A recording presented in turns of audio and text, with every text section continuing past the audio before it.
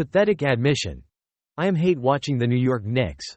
No call. Maybe the Pacers sending 78 video clips to the NBA and playing at home helped turn the ref tide, or did it?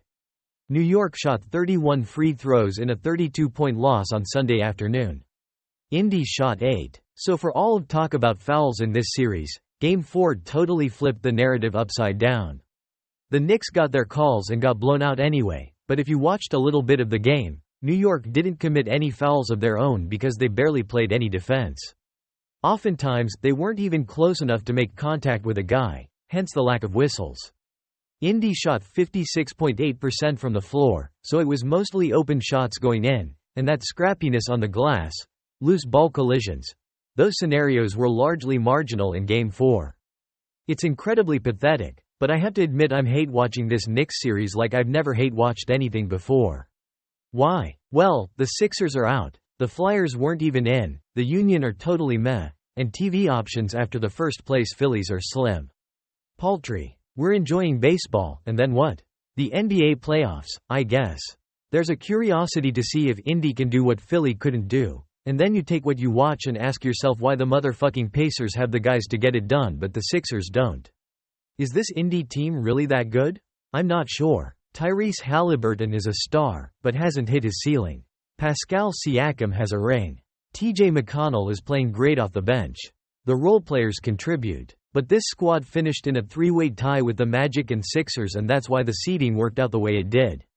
It's also why the regular season matters, because if the Sixers had scraped one more game this year, they wouldn't have been a play-in team in the first place.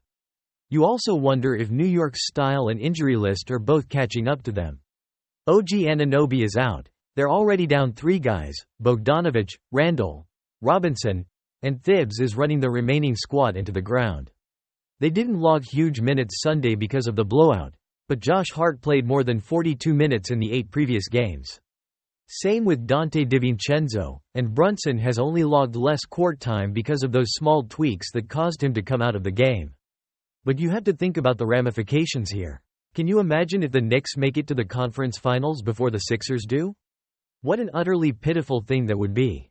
The Sixers have had Joel Embiid, Jimmy Butler, Ben Simmons, Tobias Harris, James Harden, Tyrese Maxey, blah blah, and can't get out of the second round.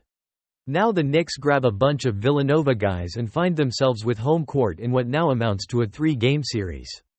The worst part is that the team itself isn't necessarily dislikable. Yeah, Brunson is annoying when he foul baits, and slows up to wait for trailing contact, but it's not the entirety of his game.